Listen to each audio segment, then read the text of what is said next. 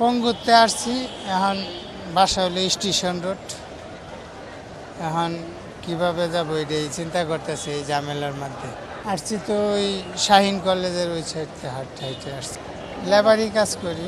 সরকারের যেভাবে ভালো এইভাবেই তো করবো, আমরা কি আর বলতে পারি, আমরা কষ্ট করে আমরা যাইতে পারি না, এটাই সমস্যা আমাদের।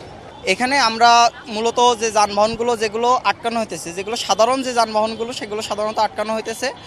আর মূলত যতগুলো অ্যাম্বুলেন্স আসতেছে, যার রুগী নিয়ে আসতেছে কি রুগী যাইতে পারতেছে না এমন যদি হইতেছে, তাদেরকে আমরা এমনকি সিএনজি রিক্সা ম্যানেজ করে তাদেরকে আমরা যেভাবে আমাদের যতটুকু আমাদের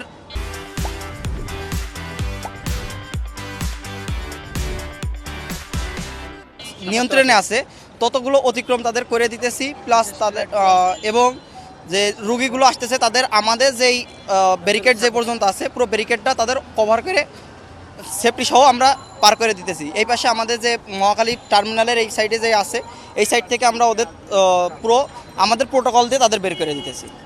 রুগী ছাড়া অনেক বৃদ্ধ যারা হাঁটতে কষ্ট হয়, এই ধরনের প্রবীণদের জন্য আপনাদের যে যারা মানে প্রবীণ যারা হাঁটতে পারছে না, যাদের দেখতে যে আসলেই কষ্ট লাগছে, তাদের আমরা আমাদের যতটুকু সামর্থ্য তখন যেরকম আমরা ওই পাশ থেকে দেখতেছি একটা ব্যক্তি দুইটা বস্তা নিয়ে আসতে পারছে না, আমরা নিজেরা তাদের যে বলছি আঙ্কেল আপনি তো নিতে পারছেন না, আমরা নিয়ে দিতেছি তাদের। আমরা এই আমতলি পর্যন্ত নিয়ে এসে দিতেছি যে আঙ্কেল এরপরে আপনি গুলিস্তানের গাড়ি পাবেন, ওখান থেকে উঠে যান।